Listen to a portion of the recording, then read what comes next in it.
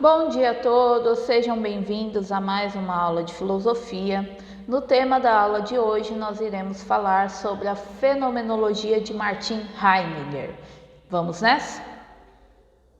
Bom, antes de falarmos especificamente sobre a teoria de Heidegger, eu trouxe para vocês aqui um termo utilizado dentro da filosofia, que é o aforismo. Provavelmente vocês já se depararam com essa situação em diversos momentos. Sabem aquelas frases até mesmo curtas que acabam chamando a nossa atenção e nos fazem refletir e imaginarmos o que será que aquela pessoa quis dizer com aquilo?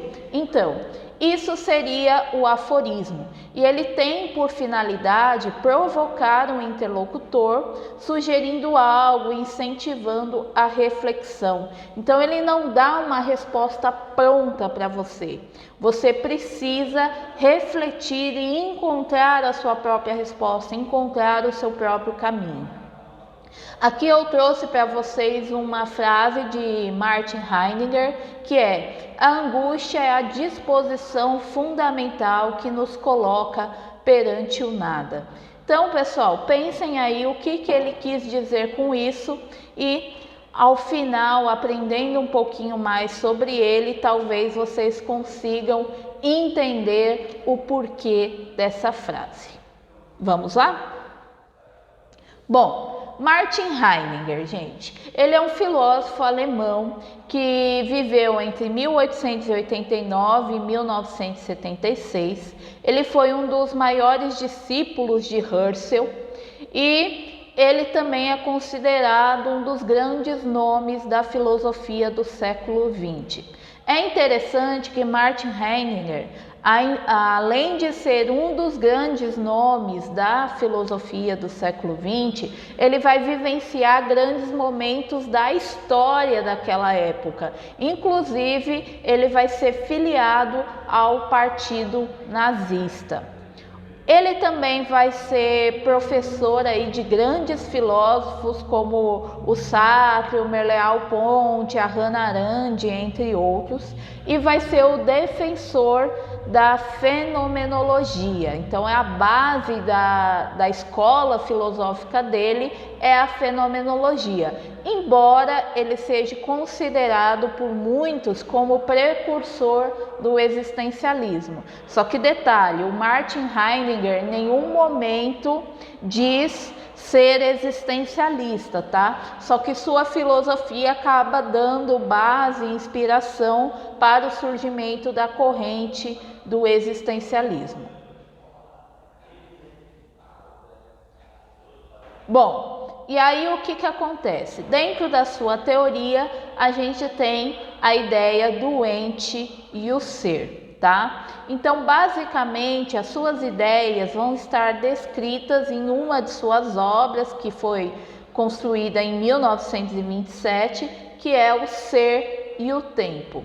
Nessa obra, ele vai buscar entender o sentido do ser. Por quê? Ele acreditava que o objetivo da filosofia seria justamente entender o fundamento da existência de todas as coisas. Então ele começa justamente a sua reflexão dizendo que a metafísica fracassou em tentar entender o sentido do ser. E a partir daí, ele utiliza o método de investigação da fenomenologia para buscar aí entender o sentido do ser. E através desse método fenomenológico, ele pauta então a sua teoria. Então, dentro dessa questão é importante que ele separa a questão do ser, o que seria então o sentido do ser, da existência, e também coloca a questão dos entes, tá? Então, os entes seriam definidos tudo aquilo que nos encontra, nos cerca, nos conduz, nos constrange, nos enfeitiça, nos preenche, nos exalta, nos decepciona. Então, seriam todos aqueles objetos que nos cercam, inclusive o ser humano é um ente. E aí então vem a grande questão. Na visão dele, existe somente um ente que é capaz de nos dar a abertura para o entendimento do ser de maneira geral. E esse ente é justamente o ente que pensa, que reflete, ou seja, o homem. Na visão dele, o homem é o único ser aí capaz de alcançar o sentido do ser. Ou seja, o homem é o único capaz de entender o fundamento da existência de todos os outros seres. Bom, antes de darmos continuidade a um pensamento do Heidegger, é importante vocês entenderem qual que é a influência que ele sofreu do Husserl. Então vamos resgatar um pouquinho a ideia do Husserl que nós vimos no vídeo anterior.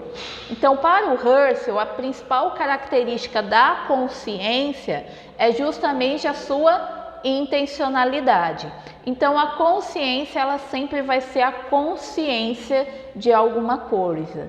A partir daí, o Heidegger ele vai criar a ideia do Dasein. O que seria o Dasein? Seria mais ou menos uma ideia do ser no mundo. Então ele vai analisar o homem a partir da sua relação com o mundo. Ele não vai dissociar o homem como um ser à parte do mundo, mas como componente desse mundo. Então ele vai deixar de lado a ideia de o homem como um ser abstrato, que era muito utilizado dentro da metafísica, e ele vai entender o homem como um ser concreto, como parte do mundo, o homem como um ser inserido no mundo. Bom, e a partir daí, o homem, ele não é somente aquele ser que reflete, aquele ser racional, aquele ser que pensa, que pondera sobre todas as coisas. O ser humano, ele é um ser que vai além disso. Por quê? Porque o ser humano, ele é o cara que vive em seu dia a dia. É a pessoa que vai lá pagar as contas, é a pessoa que tem problemas de saúde, que fica doente, que fica triste, que se apaixona, que tem problemas com o chefe, com a família. Então o homem é muito mais do que esse ser pensante. O ser humano, de maneira geral, ele não é somente o ser pensante, consciente o tempo todo, mas ele também é o humano do cotidiano. E aí nós temos justamente essa questão da facticidade, ou seja, já que estamos inseridos no mundo, sempre estamos vivendo em uma determinada situação. Não tem como a gente dissociar o ser humano pensante do ser no seu dia a dia.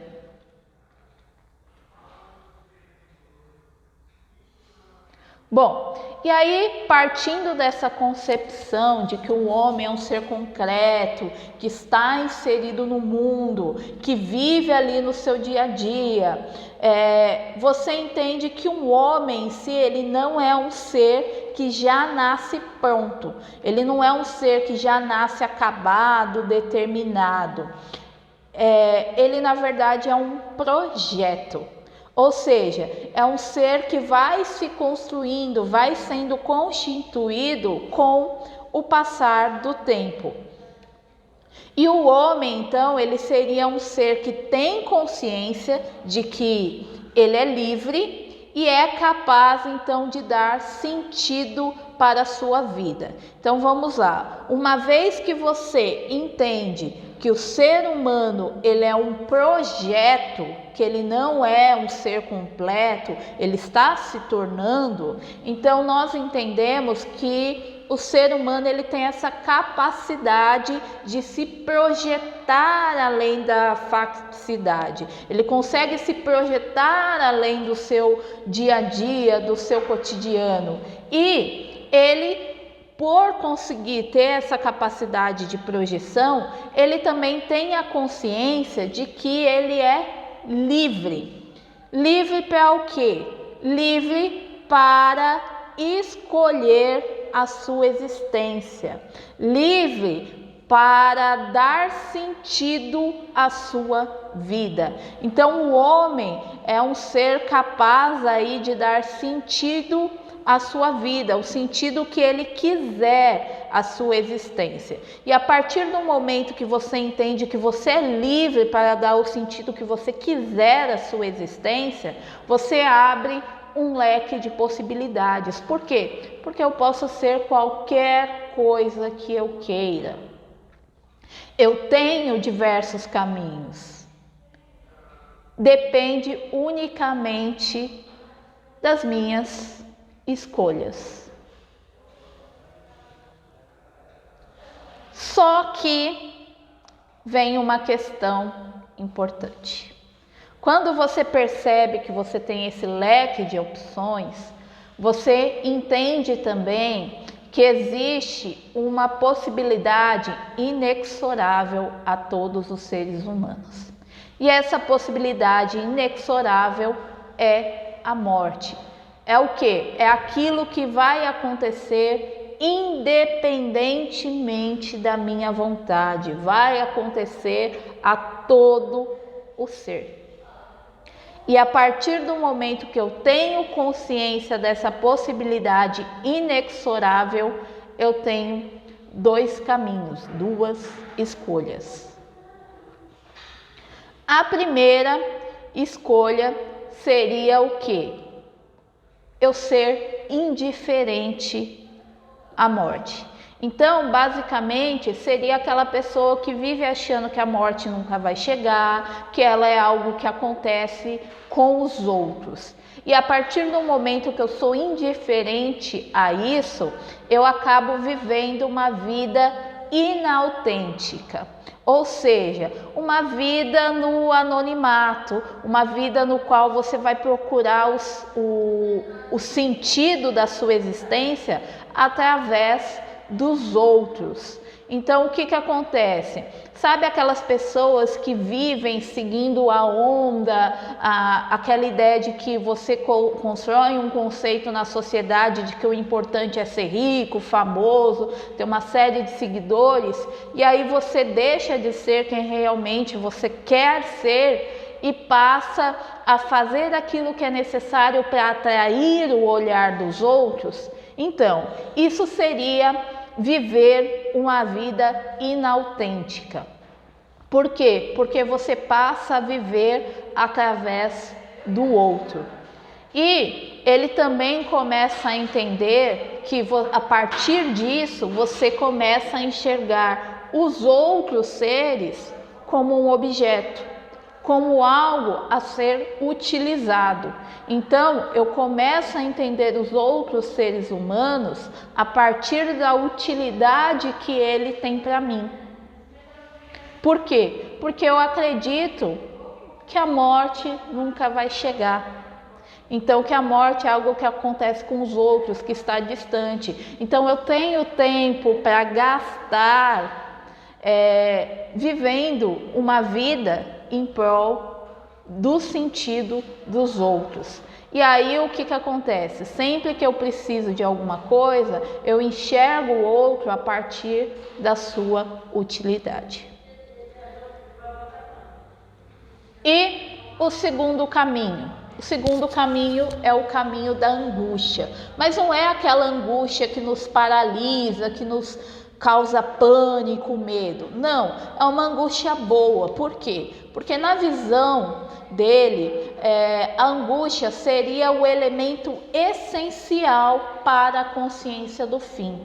A partir do momento que eu entendo que a morte é algo que chega para todo mundo, que é algo que vai acontecer com todo mundo, eu passo a dar valor à liberdade para as minhas escolhas. Então eu passo a dar valor à vida de maneira geral. E eu passo a entender que eu não tenho todo esse tempo do mundo. Então eu preciso ter uma vida autêntica, eu não tenho tempo a perder. Então eu preciso buscar ser quem eu realmente sou, quem eu realmente quero ser. E a partir daí eu deixo de lado a construção do que o outro espera de mim e passo a buscar os meus objetivos, o meu próprio caminho. E aí, o que acontece? Eu passo a enxergar as outras pessoas e respeitar as outras pessoas